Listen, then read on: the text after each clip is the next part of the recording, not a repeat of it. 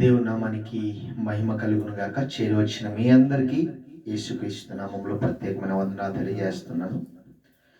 ఈరోజు మన అంశం, దేవుడు నిన్ను విడిపించాలంటే, దేవుడు నిన్ను విడిపించాలంటే ఏం చేయాలి? చాలా మంది ఒక్కొక్కరు ఒక్కొక్క బంధకాల్లో ఉండిపోయి ఉంటారు. ఏంటి? ఒక్కొక్కరు కొన్ని బంధకాల్లో నలిగిపోతూ ఉంటారు. అయితే ఇది దేవుడు ఎలాంటి బంధకాల నుంచి దేవుడు మనల్ని విడిపిస్తారంటే, కొంతమంది ఆ యొక్క బంధకాలు అనేవి కనపడవు. అవి ఎలా ఉంటాయంటే ఆత్మీయకరమైన విషయాలను గురించి నేను ఇక్కడ మాట్లాడుతున్నాను. ఎలా అంటే సాతాను గాని యొక్క బంధకాల నుంచి ఏమైపోయి ఉంటాం? బందీలైపోయి ఉంటాం. అయితే ఆ బంధకాల నుంచి విడిపించబడాలంటే ఏం చేయాలి? ఆ బంధకాల నుంచి మనం తొలగించబడాలంటే ఏమి చేయాలి? ప్రియమైన దేవుని బిడ్డలారా, ఇక్కడ మనము ఇర్మియా 1వ అధ్యాయం 8వ వచనంలో చూసుకుంటే చూడండి, 6వ వచనం నుంచి నేను చదువుతున్నాను. ఇక్కడ అందుకు 5వ వచనం నుంచి 4వ వచనం నుంచి నేను చదువుతున్నాను. యెహోవా వాక్కు నాకు ప్రత్యక్షమై ఇలాగు సెలవిచ్చును, గర్భములో నేను నిన్ను రూపింపక మునిపే నిన్ను ఎరిగి తిని, నీవు గర్భము నుంచి బయలుపడక మునిపే నేను నిన్ను ప్రతిష్ఠించి తిని, జనములకు ప్రవక్తగా నేను నియమించి తిని అని దేవుడు అంటున్నాడు. అయితే దానికి ఆన్సర్గా ఇర్మియా ఏమంటున్నాడు? అందుకు అయ్యో ప్రభువాగు యెహోవా, చిత్తగించుము, నేను బాలుడనే, మాటలాడుటకు నాకు శక్తి చాలదని నేననగా యెహోవా నాకు సెలవిచ్చెను. చూడండి, ఇక్కడ దేవుడు అంటున్నాడు, దేవుడు పిలుస్తున్నాడు. ఇర్మియాను పిలిచి ప్రవక్తగా ఉండాలని ఆజ్ఞాపిస్తే ఇక్కడ ఇర్మియా ఏమంటున్నాడు? అయ్యో ప్రభువా, నేను బాలుడనే. ఏమంటున్నాడు? నేను బాలుడనే. నాకు ఆయన ఏమంటున్నాడు? ఇక్కడ దేవుడు పిలుస్తుంటే సాకులు చెప్తున్నాడు. ఎవరు? ఇర్మియా సాకులు చెప్తున్నాడు, నా వల్ల అవ్వదని చెప్తున్నాడు. కానీ దేవుడు ఏమంటున్నాడు? గర్భములో నేను నిన్ను రూపింపక మునిపే నేను నిన్ను ఎరిగి తిని.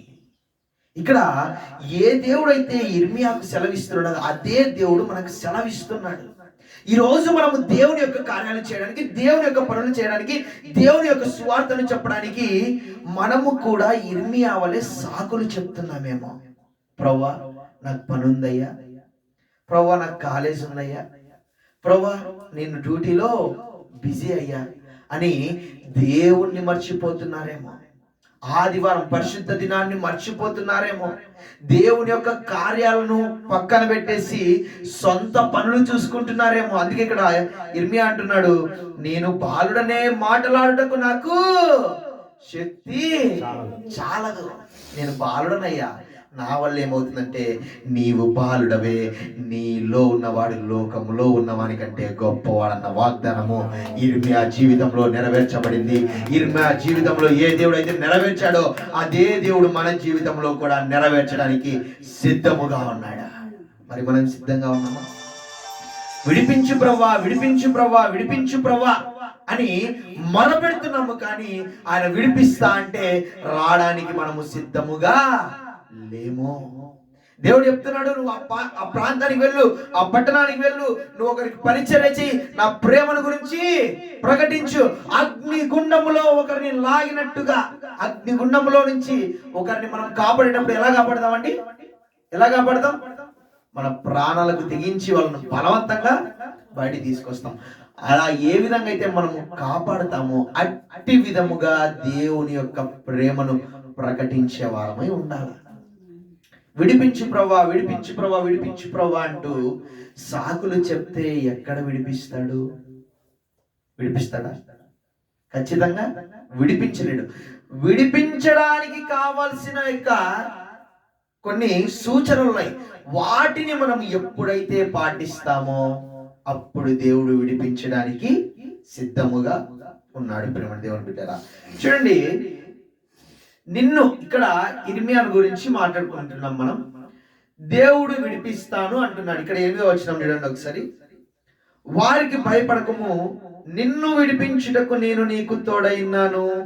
ఇదే యెహోవా వాక్కు. నిన్ను విడిపించుటకు నేను నీకు తోడై ఉన్నాను. యిర్మీయాకు చేసిన వాగ్దానం ఈరోజు మనకు కూడా చేస్తున్నాడు దేవుడు. నిన్ను విడిపించుటకు నేను తోడై ఉన్నాను. ఒకవేళ నువ్వు బంధకాల్లో నలిగిపోతున్నావా, ఆర్థిక సమస్యలనే బంధకాల్లో నలిగిపోతున్నావా, ఒకవేళ నువ్వు ఏదైనా అడిక్షన్స్ కి అడిక్ట్ అయిపోయి నువ్వు బంధించబడి ఉంటున్నావా, నిన్ను విడిపించుటకు నేను నీకు తోడై ఉన్నాను. కొంతమంది త్రాగుడుకు బానిసలైపోయించున్నారు, కొంతమంది స్మోకింగ్ కి బానిసలైపోయించున్నారు, కొంతమంది సినిమాలకు బానిసలైపోయించున్నారు, కొంతమంది సీరియల్స్ కి బానిసలైపోయించున్నారు, కొంతమంది మనుషులకు బానిసలైపోయించున్నారు, కొంతమంది హీరోయిన్లకు బానిసలైపోయించున్నారు. వాళ్ళ నుంచి ఆ యొక్క బానిసత్వం నుంచి విడిపించబడాలన్నా కూడా విడిపించబడలేకపోతున్నారు. అలాంటి వారికి దేవుడు వాక్యం సెలవిస్తుంది, నిన్ను విడిపించుటకు నేను నీకు తోడై ఉన్నాను. మరి దేవుడు విడిపిస్తానంటే మనం మాత్రం ఏం చెప్తున్నాం? సాకులు చెప్పేవారిగా ఉంటున్నాం. దేవుడు నిన్ను విడిపిస్తాను అంటే మన బలహీనతలను చూసుకుంటున్నాం. ప్రవ్వా, నేను ఆ బలహీనతలో నుంచి బయటికి రాలేనయ్యా. ఒకడు బాగా ఒక త్రాగుబోతు ఎంత బాగా ఆలోచిస్తాడంటే ఇంకా తాగేసి ఇక నేను ఎప్పుడు తాగకూడదబ్బా అనుకుంటాడు. మళ్ళీ మరుసటి రోజు అవ్వగానే ఎక్కడికి వెళ్ళిపోతాడు? అలా మద్యం షాప్ దగ్గరికి వెళ్ళిపోతాడు. అది ఆటోమేటిక్గా నేను సినిమాలు చూడకూడదు, వెళ్ళకూడదు అనుకుంటాడు, ఆటోమేటిక్గా సినిమా హాల్లోకి వెళ్ళిపోతాడు. ఆ విధంగా బలహీనతలను చూసుకుంటున్నాము. కానీ మనలో ఒక బలవంతుడు ఉన్నాడు. ఆ బలవంతుడు నా కోసం ప్రాణం పెట్టాడు.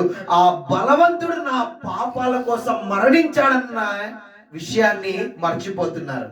ఇక్కడ మనల్లో ఉన్న బలహీనతలను చూసుకుంటున్నాము, కానీ మనల్లో ఉన్న బలవంతుణ్ణి మనం చూసుకోవడం లేదు. ప్రేమ దేవుని బిడ్డలారా, మనము ఎప్పుడైతే మనల్లో ఉన్న బలవంతుణ్ణి చూసుకోవడం మొదలు పెడతామో మన బలహీనతలను దేనికి కూడా అడ్డు కాదు. నజరుడైన యేసు నామములో ఈ రోజు ప్రతి ఒక్కరి బలహీనతలు బలముగా మారిపోతాయి. యిర్మీయా యొక్క బలహీనతలు ఏమైపోయాయి? బలముగా మార్చబడ్డాయి. యిర్మీయా చెప్పాడు, సాకులు చెప్తున్నాడు, బలహీనతలు చెప్తున్నాడు, అయినా దేవుడు అంటున్నాడు, నేను నీకు తోడై ఉంటాను, నువ్వు భయపడకు. ఈరోజు మనము కూడా ఏదైనా విషయముల గురించి భయపడుతున్నామేమో, కుమారుల వివాహాల గురించి భయపడుతున్నామేమో, మన యొక్క ఆర్థిక సమస్యల గురించి భయపడుతున్నామేమో, మన ఇంటిని గురించి మనం భయపడుతున్నామేమో, మన చావుని గురించి మనం భయపడుతున్నామేమో, మన ఉద్యోగాల గురించి, మన చదువుల గురించి మనం భయపడుతున్నామేమో. అందుకే దేవుడు అంటున్నాడు, నీవు భయపడకు, నేను నీకు తోడై ఉన్నాను. ఎప్పుడైతే ఈ యొక్క వాగ్దానాన్ని మనము జ్ఞాపకం చేసుకుంటామో మనము ధైర్యముగా ఉంటాం. ప్రేమ దేవుని బిడ్డలారా, అందుకే అంటున్నాడు ఆయన. ఇక్కడ ఏమంటున్నాడు? వారికి భయపడకుము. ఇక్కడ వారికి భయపడకుము అని యిర్మీయాకు సెలవిస్తున్నాడు. ఈరోజు నీ జీవితంలో వారికి అనే ప్లేస్లో అప్పులు ఉన్నాయేమో, రోగం ఉందేమో, బాధ ఉందేమో, ఏడుపు ఉందేమో, దుఃఖం ఉందేమో, ఉద్యోగం ఉందేమో, నువ్వు దానికి భయపడుతున్నావేమో, నీ ఫ్యూచర్ గురించి భయపడుతున్నావేమో, నీ శత్రువుల గురించి భయపడుతున్నావేమో, సాతాను గురించి భయపడుతున్నావేమో. వారికి దానికి భయపడకము, నీ దేవుడైన యెహోవా నీకు తోడుగా ఉన్నాడు. నీవు మొరపెడితే ఆయన ఉత్తరం ఇవ్వడానికి సిద్ధముగా ఉన్నాడు. అందుకే ఆయన అంటున్నాడు, నాకు మొరపెట్టుము, నీకు ఉత్తరం ఇచ్చేదను, నన్ను అడుగుము, జనములు నీకు స్వాస్థ్యముగా భూదిగంతముల వరకు సొత్తుగా ఇస్తాను. ఇక్కడ దేవుడు భయపడమంటున్నాడా? భయపడకంటున్నాడా? బైబిల్ గ్రంథంలో చాలా చోట్ల భయపడకు అని వ్రాయబడి ఉంది. ప్రేమ దేవుని బిడ్డలారా, కానీ మనం ఎలా ఉన్నామంటే భయపడే వారిగా ఉంటున్నాము. నేను అంటాను, క్రైస్తవులు ఎప్పుడు భయపడేవారు కాదు, కానీ అపవాది సాతాను దురాత్మ దుష్ట శక్తులను భయపెట్టేవారిగా ఉండాలా. హల్లెలూయా, హల్లెలూయా. చావన్నా కూడా భయము ఉండడానికి వీల్లేదు. పౌలు అలే ఏం చెప్పాలా? నా మటుకైతే బ్రతుకుట క్రీస్తే, చావైనా లాభమే. అవునయ్యా, రేపు చావు వస్తుందంటే రాని, ఈరోజు వస్తుందంటే రాని. కానీ కొంతమంది చావుకు చాలా భయపడతారు. కానీ దేవుని పిల్లలమైన మనము దేనికి కూడా భయపడడానికి వీల్లేదు. ఈ చావుకు కూడా మనం ఎందుకు భయపడకూడదంటే, మరణపు ముళ్ళును విరిచి గెలిచిన యేసయ్య మనతో ఉన్నాడు. ఆ మరణపు ముళ్ళును మనము కూడా విరిచి గెలచి ఆయనతో కూడా మనము కూడా పరలోకములో ఉంటాము గనుక మనము చావుకు భయపడడానికి వీల్లేదు. హల్లెలూయా, హల్లెలూయా. ఇదంతా బానే ఉంది. మరి ఇక్కడ ఇర్మియా ఏమో ఫస్ట్ ఏం చేశాడు? సాకులు చెప్పాడు, బలహీనతలు చెప్పాడు, మరలా దేవుని యొక్క మాటలకు లోబడ్డాడు. మరి మన జీవితంలో మనము లోబడే వారిగా ఉంటున్నామా? పాస్టర్ గారు చెప్పిన వాక్యాన్ని వింటాం, బయటికి వెళ్ళగానే లోబడతాము లోబడము, అది మన మీద ఆధారపడి ఉంది. దేవుడు మనకు తోడై ఉన్నాడు, దేవుడు భయపడద్దు అంటున్నాడు. కానీ నీవు దేవునికి భయపడేవారిగా ఉండాల. మనము దేనికి భయపడినా భయపడకపోయినా ఎవరికి భయపడాలా? దేవునికి భయపడాలా. దేవుడు చూస్తున్నాడన్న గ్రహించి భయపడాలా. దేవుడున్నాడనే భయముతో మనము ముందుకు వెళ్ళాలా, పరిశుద్ధముగా జీవించాలా. చూడండి, దేవుణ్ణి మనం ఎలా వెదకాలి అంటే ప్రేమ దేవుని బిడ్డలారా, చూడండి ఒకసారి 1 సమూయేలు 7వ అధ్యాయం 3వ వచనం. 1 సమూయేలు 7వ అధ్యాయం 3వ వచనం.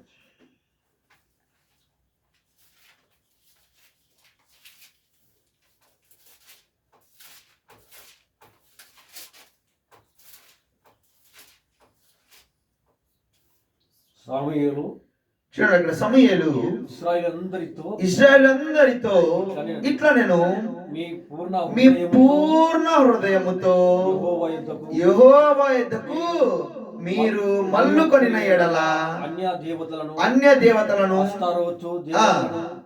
మీ మధ్య నుండి తీసివేసి పట్టుదల కలిగి యెహోవా తట్టు మీ హృదయములను త్రిప్పి ఆయనను సేవించుడి. చూడండి, ఏం చేయాలంట? మీ పూర్ణ హృదయముతో యెహోవా యొద్దకు వెళ్ళుడి. ఎలా వెళ్ళాలంట? సగం హృదయంతోనా, లేదంటే ముక్కాలు హృదయంతోనా? పూర్ణ హృదయముతో ఆయన్ని వెదకాలంట, పూర్ణ మనస్సుతో ఆయన్ని వెంబడించాలంట. మన హృదయము నానా రకాల ఆశ కలిగినది ప్రేమ దేవుని బిడ్డలారా. మన హృదయానికి ఏముందంట? ఘోరమైన వ్యాధి కలదు. ఆ యొక్క హృదయము ఎలాంటి పరిస్థితుల్లో ఎలా మారిపోతుందో కూడా తెలీదు. చర్చిలో ఉన్నప్పుడు ఒకలా ఉంటుంది, బయటికి వెళ్ళిన తర్వాత ఒకలా ఉంటుంది, స్నేహితులతో ఉన్నప్పుడు ఒకలా ఉంటుంది, బంధువులతో ఉన్నప్పుడు ఒకలా ఉంటుంది. వివిధ రకాలుగా ఉంటుంది మన హృదయం. అందుకే మనం ఎక్కడ ఉన్నా కూడా, స్నేహితులతో ఉన్నా, బంధువులతో ఉన్నా, చర్చిలో ఉన్నా, చర్చి బయట ఉన్నా, ఎక్కడ ఉన్నా కూడా మన హృదయము దేన్ని వెదికేదిగా ఉండాలంటే పూర్ణ హృదయముతో ఆయనను వెదికేదిగా ఉండాలా. అప్పుడు ఆయన ఏం చేస్తాడంటే మనల్ని బంధకాల నుంచి విడిపిస్తాడు. బంధకాల నుంచి విడిపించబడాలంటే మొట్టమొదటిగా మనము చేయాల్సింది మన బలహీనతలను చూసుకోవడం కాదు, మన హృదయములో సగం ఆయన్ని వెతకడము కాదు, సగం ఆయన వైపు సగం లోకం వైపు పెట్టడము కాదు. ఎప్పుడు మన బలహీనతల మీద విజయం కలుగుతుందంటే, ఎప్పుడు మన బంధకాల నుంచి మనం విడిపించబడతామంటే, ఎప్పుడు మన సంఖ్యలను మనం తెంచుకోబడతామంటే, ఎప్పుడైతే ఆయన్ని పూర్ణ హృదయముతో మనం వెతుకుతామో అప్పుడు మన జీవితాల్లో నుంచి బంధకాలు తెగిపోతాయి. ప్రేమ దేవుడి బిడ్డ, ఈరోజు ఇంకా ఎందుకు నాకు ఈ రోగం, ఎందుకు నాకు ఈ బాధ, ఎందుకు నాకు ఈ వేదన అంటే, ఎందుకంటే పూర్ణ హృదయముతో మనం ఆయన్ని వెతకడము లేదు, పూర్ణ ఆత్మతో ఆయన్ని ఆరాధించడము లేదు. అందుకే ఆయన అంటాడు కదా ఒక మాట, నన్ను ఆరాధించువారు ఆత్మతోను సత్యముతోను ఆరాధించాలి. పూర్ణ హృదయముతో ఆయన్ని వెదకాలి. పూర్ణ హృదయముతో వెదికే వారిగా మనం ఈరోజు ఉంటున్నామా? ఇక్కడ అన్య దేవతల గురించి ప్రస్తావించబడింది. మీ మధ్య నుండి తీసివేసి ఆ యొక్క అన్య దేవతలను ఏం చేస్తారంట? వాళ్ళ మధ్యలో నుంచి తీసేస్తారంట. అయితే మన జీవితంలో కూడా కొన్ని అన్య దేవతలు ఉన్నాయి. అది ఏంటి? డబ్బు అనే ఆశ, బంగారు అనే ఆశ, ఇల్లు అనే ఆశ, ఉద్యోగం అనే ఆశ, దేవుని కంటే ఎక్కువగా మనము దేన్నైతే ప్రేమిస్తున్నామో అదే మన జీవితంలోని అన్యదేవత. దేవుని కంటే ఎక్కువగా మనము దేన్నైతే ఆరాధిస్తున్నామో అదే మన జీవితంలో ఉన్న అన్యదేవత. ఈరోజు చాలా మంది హీరో హీరో హీరో అంటూ హీరో భజన చేస్తారు, హీరోయిన్ భజన చేస్తారు. అది వాళ్ళ జీవితంలో అన్యదేవత. అది చేస్తూ దేవుడికి ఇష్టలుగా ఉండడం అసాధ్యం. దేవుడు వారిని బంధకాల నుంచి విడిపించడం అసాధ్యం. కొంతమంది మత్తు పానీయాలకు బానిసలైపోయించారు. వాళ్ళ జీవితంలో అదేంటి? అదొక అన్యదేవత, అదొక విగ్రహారాధన. అది లేకుండా వారు ఉండలేరు. అదొక బలహీనత. అయితే ఆ బలహీనత మీద విజయము కలగాలంటే పూర్ణ హృదయముతో ఆయన్ని వెదకాలి. అది ఏదైనా సరే. డబ్బు నుంచి విడుదల కలగాలన్నా, డబ్బు అనే భూతం నుంచి, రోగం అనే భూతం నుంచి, మనం దేన్నైతే దేవుని కంటే ఎక్కువగా ప్రేమిస్తున్నామో అదంతా కూడా ఏంటి? విగ్రహారాధన. దాని నుంచి బయటపడాలంటే ఏం చేయాలి? ఏం చేయాలి? బంధకాలు తెగిపోలేదు అంటే తెగిపోవు. ఎప్పుడు తెగిపోతాయి? ఎప్పుడైతే దేవుణ్ణి పూర్ణ హృదయముతో వెతుకుతామో. మన హృదయంలో ఏది ఉండకూడదు. పౌలులాగా అయ్యా నా మట్టుకైతే బ్రతుకుట క్రీస్తే చావైతే లాభమే అన్నట్టుగా నేను నీ కోసం బ్రతుకుతాను ప్రభువా, నిన్ను పూర్ణ హృదయంతో ఆరాధిస్తాను ప్రభువా, నీ కోసమే నా జీవితము ప్రభువా, నిన్నే నేను వెంబడిస్తానయ్యా అని ఎప్పుడైతే మనం ఆయన్ని వెతికేవాడిగా ఉంటామో అప్పుడు మన జీవితంలో బంధకాల నుంచి విడుదల కలుగుతుంది. ప్రేమ దేవుని బిడ్డలారా, పూర్ణ హృదయముతో వెతికే వారిగా మనము ఉండాలి. రెండవది కీర్తనలు 22వ అధ్యాయం 8వ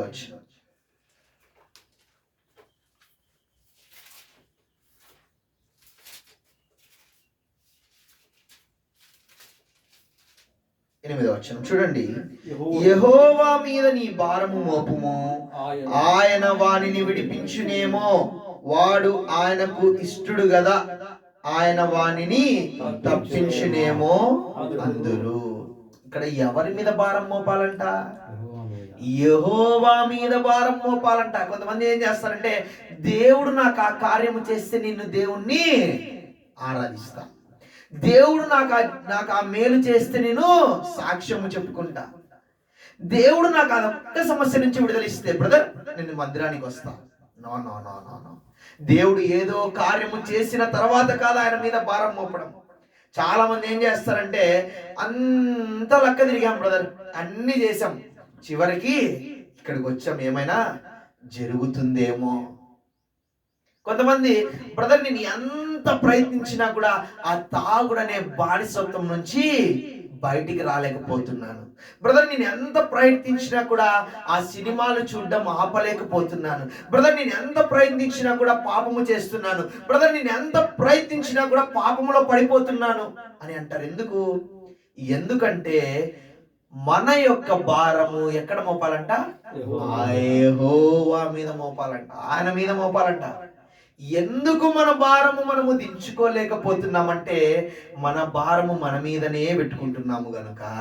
ఏమయ్యా చర్చికి రాయి అంటే, లేదు బ్రదర్ నాకు ఇదొక్క అలవాటు ఉంది, ఇది మానేసిన తర్వాత నేను వస్తా చెప్తాను. ఎప్పుడు మన బలహీనతలను మనము దించుకోలేము, మన బలహీనతలను మనం ఆపుకోలేము. ఎప్పుడైతే మన బలహీనతను ఆయన మీద వేస్తామో అప్పుడు మనం బలాన్ని పొందుకుంటాము. అందుకంటున్నాడు ఇక్కడ, యెహోవా మీద నీ భారము మోపుము. యెహోవా మీద మోపాలంట మన భారం. అందుకే ఆయన అంటున్నాడు కదా, భారము మోసుకొని వస్తున్న సమస్త జనులారా నా యొద్దకు రండి, నేను మీకు విశ్రాంతిని కలుగజేస్తా. అయ్యా దేవుడు అంటున్నాడు, అయ్యా నీకు విశ్రాంతిని కలుగజేస్తారా, నీ యొక్క సంఖ్యలన్నీ కూడా ఏం చేస్తా అంటున్నాడు? విడిపిస్తా అంటున్నాడు, తెగిపోతాయి అంటున్నాడు. లేదు లేదు లేదు ప్రభువా, నేను విడిపించుకొని నీ దగ్గరకు వస్తా అంటున్నారు. ఏంటి క్రైస్తవులు ఏమంటున్నారు? నేనంతకు నేను విడిపించుకొని నీ దగ్గరికి వస్తా. కానీ దేవుడు ఏమంటున్నాడు? నేను నిన్ను విడిపిస్తా, నా దగ్గరికి రా అంటున్నాడు. కానీ మనం మాత్రం లేదయ్యా, నా ప్రయత్నం నేను చేస్తా, నేను విడిపించుకుంటా. అది జీవితాంతమైనా కూడా అవ్వదు, విడిపించబడలేము. ఎందుకు విడిపించబడలేము? ఎందుకంటే తాళం ఆయన దగ్గర ఉంది కనుక. తాళం ఆయన దగ్గరే ఉంది. మనల్ని విడిపించగలిగిన సామర్థ్యుడు ఎవరయ్యా అంటే కేవలము ఆయన మాత్రమే. మన కోసం ప్రాణం పెట్టిన వాడు మాత్రమే. ఆయన ప్రతి సమస్యలో నుంచి, ప్రతి బంధకంలో నుంచి విడిపించడానికి సిద్ధముగా ఉన్నాడు. నీ భారము నా మీద మోపయ్యా అంటే ఏం చేస్తున్నాం మనం? మన భారాన్ని పక్కింటి వారి మీద, మన మీద, ఎదురింటి వారి మీద, బంధువుల మీద, స్నేహితుల మీద వేసేస్తున్నాం. మనకి ఏది కావాలన్నా, మనము ఏ భారము దించుకోవాలన్నా ఎవరి దగ్గరికి రావాలా? మన భారాన్ని మోసుకొని వెళ్ళిన దేవుని దగ్గరికి రావాలా. హల్లెలూయా, హల్లెలూయా. అందుకే మనము విడిపించబడాలంటే ఏం చేయాలా? మన భారము ఆయన మీద వేయాలా. మొదటగా ఏం చేయాలా? మనము పూర్ణ హృదయముతో ఆయన దగ్గరికి రావాలి. రెండవది, మన భారం అంతా కూడా ఆయన మీద మోపాలి. మూడవది చూద్దాం, కీర్తనలు 34 అధ్యాయం 17వ వచనం చూడండి. ఇక్కడ కీర్తనలు 34 17వ వచనం. నీతిమంతులు మొరపెట్టగా యెహోవా ఆలకించును, వారి శ్రమలన్నిటిలో నుండి వారిని విడిపించును. హల్లెలూయా, హల్లెలూయా. ఒక త్రాగుబోతు, ఒక తిరుగుబోతు, ఒక వ్యభిచారి, వీళ్ళందరూ కూడా భారం ఎవరి మీద మోపుతారు? యెహోవా మీద మోపినప్పుడు, ఆయన వారి భారాన్ని తీసేసినప్పుడు ఈ యొక్క పాపులు ఏమైపోతారు? నీతిమంతులు అయిపోతారు. నీతిమంతులైనప్పుడు ఏమంటున్నాడు దేవుడు ఇక్కడ? నీతిమంతులు మొరపెట్టగా యెహోవా ఆలకించెను. ఎందుకు మన ప్రార్థనకు సమాధానం రాలేదంటే మన భారము ఆయన మీద మోపలేదు, మనము నీతిమంతులుగా తీర్చబడలేదు. అందుకే మన ప్రార్థనకు జవాబు రాలేదు. అందుకే మన బంధకాల్లో నుంచి మనము విడిపించబడలేకపోతున్నాము. ఎప్పుడు మన బంధకాల నుంచి విడిపించబడతామంటే మన యొక్క బలహీనతలు ఆయన మీద వేసినప్పుడు ఆయన బలాన్ని, ఆయన నీతిని మనకిస్తాడు. ఆయన నీతి మనకిచ్చినప్పుడు మనము మొరపెట్టగా, అప్పుడు ఎవరు మొరపెట్టినట్టు? నీతిమంతులు మొరపెట్టగా ఏం జరుగుతుందంట? యెహోవా ఆలకించును. నీతిమంతులమైన మనము మొరపెడితే, అది రోగమైన, బాధైన, వేదనైన, దుఃఖమైన, ఏడుపైన, వివాహమైన, ఉద్యోగమైన, ఆర్థిక సమస్యలైన, గృహమైన, అది ఏదైనా సరే, ఆత్మీయపరమైనదైనా సరే, అది ఏదైనా కూడా విడిపించగల సామర్థ్యుడు ఎవరంటే ఆయనే. అందుకే ఆయన అంటున్నాడు, ఏమంటున్నాడు ఇక్కడ చూడండి ఒకసారి. వారి శ్రమలన్నిటిలో నుండి వారిని విడిపించును. మన శ్రమలన్నిటి నుంచి విడిపించేవారు ఎవరు?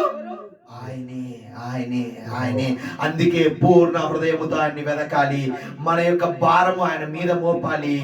నీతిమంతులుగా మనం ఆయనకు మొరపెట్టాలి. అందుకే దేవుని వాక్యం సెలవిస్తుంది, నీతిమంతులు గర్జించు సింహము వలె ఉందుదురు. నీతిమంతులు ఎలా ఉంటారంట? గర్జించు సింహము వలె ఉంటారంట. చూడండి, సింహము పిల్లిలాగా దాక్కుంటుందా? సింహము వలె బయటకు వస్తుందా? రాజు వలె బయటకు వస్తుంది.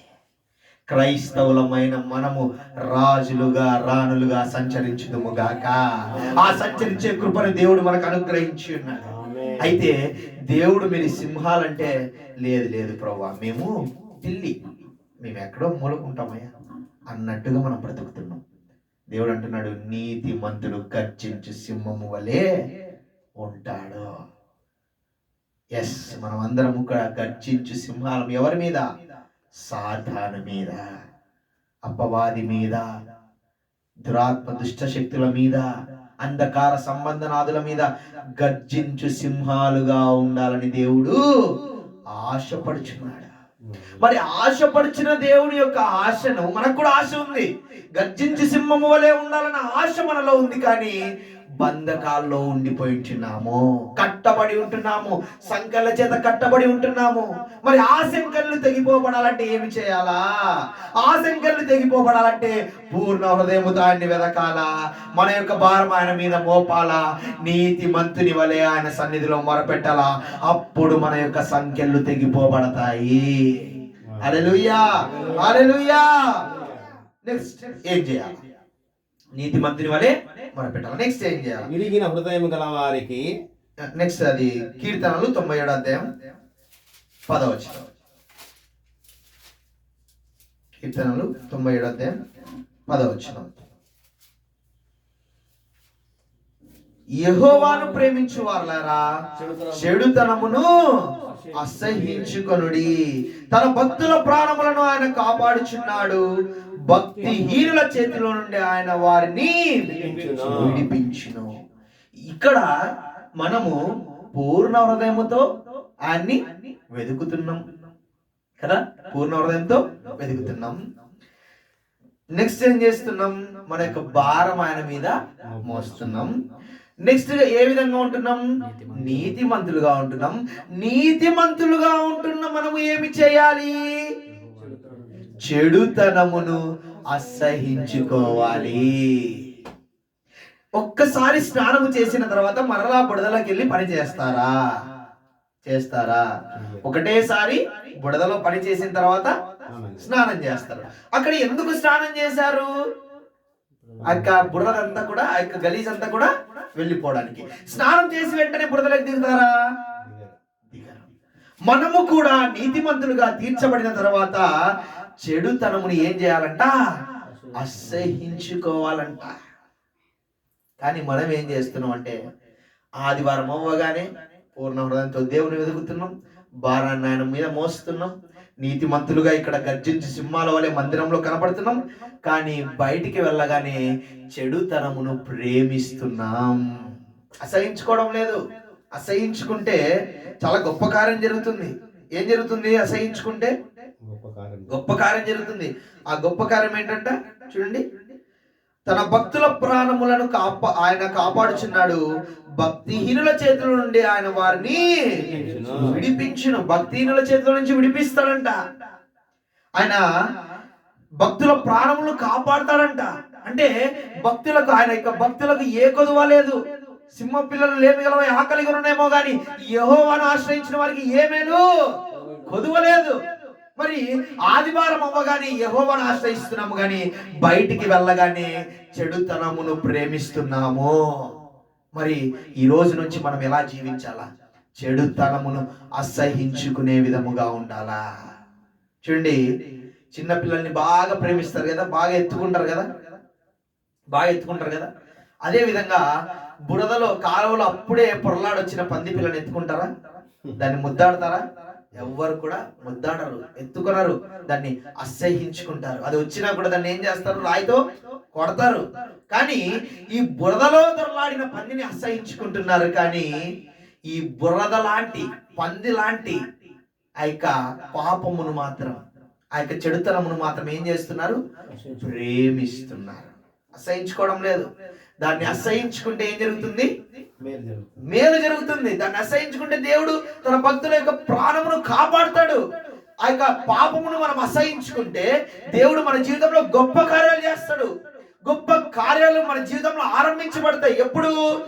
ఎప్పుడైతే మనము చెడుతనమును అసహించుకుంటామో, ఎప్పుడైతే మనము పాపమును అసహించుకుంటామో, అప్పుడు మన జీవితాల్లో, మన యొక్క జీవితాలు విడిపించబడతాయి. ఇర్మియా గారి యొక్క జీవితం ఏ విధంగా విడిపించబడిందో, ఇర్మియా సాకులు చెప్పాడు. అయినా దేవుడు ఏం చేశాడు? నేను నీకు తోడైనా అంటున్నాడు. ఇర్మియాకు సెలవిచ్చిన దేవుడు మనకి రోజు సెలవిస్తున్నాడు. నేను నీకు తోడైనాను, నేను నీకు తోడైనాను, నేను నీకు తోడైనాను, పేరు పెట్టి నిన్ను పిలిచిన్నాను, నా అరచేతిలో నిన్ను చెక్కుకొని ఉన్నాను, తల్లి గర్భంలో రూపింపబడక మునిపే నేను నిన్ను ఎరిగి ఉన్నాను. కమాన్, నా దగ్గరికి రా. చెడుతనం అసహించుకో, చెడు మార్గం వద్దు, మంచి మార్గంలో నడువు. అందుకే ఆయన్ని ప్రేమించిన వారు ఎలా ఉంటారంటే పక్షి రాజు వలె రెక్కలు చాపి పైకి ఎగురుతారంట. ప్రేమ దేవుని బిడ్డలారా, ఉన్నత శిఖరాల మీద ఎక్కిస్తారంట. ప్రేమ దేవుని బిడ్డలారా, ఉన్నత శిఖరాలను మనం ఎక్కాలంటే చెడుతనమును అసహించుకోవాలా. ఎంతమంది ఈ రోజు నుంచే చెడుతనముకు బానిసలు కాకుండా, ఒకవేళ ఇంకా దేవునికి ఇష్టము లేనివి, దేవునికి అసహ్యమైనవి, దేవుడు వద్దని చెప్పినవి మన జీవితాల్లో మనం చేస్తున్నామేమో, ఒక నిర్ణయానికి వచ్చేద్దాం, ఒక డెసిషన్కి వచ్చేద్దాం. ప్రభువా, ఈ రోజు నుంచి నీకు ఇష్టపూర్వకముగా నేను జీవిస్తాను ప్రభువా. ఇదిగో ప్రభువా, మేము బంధకాల్లో నుంచి విడిపించబడాలంటే ఈరోజు కొన్ని విషయాలు తెలుసుకున్నాం. పూర్ణ హృదయముతో నిన్ను వెదకాల ప్రభువా. మా యొక్క భారమును నీ మీద మోపాల ప్రభువా. నీతిమంతులుగా మేము తీర్చిదిద్దబడాలి ప్రభువా. అదే విధముగా చెడుతనమును అసహించుకోవాలి ప్రభువా. ఇలాంటి ప్రభువా, ఇలా నేను జీవించే కృపను నాకు దయచేయి ప్రభువా అని ఎప్పుడైతే మనం మొరపెడతామో దేవుడు ఇవ్వడానికి సిద్ధముగా ఉన్నాడు. అయితే మనం ఏం చేయాలా? ఈ యొక్క వాక్యాలకు మనము అనుగుణంగా నడుచుకోవాలా. ఎప్పుడైతే మనము ఈ యొక్క వాక్యమును సరి చేసుకొని మన జీవితాలకు అనుగుణంగా చేసుకొని ఎప్పుడైతే ఈ యొక్క వాక్యాలను మన జీవితాలకు అప్లై చేసుకుంటామో అప్పుడు మనం ఏమవుతాం?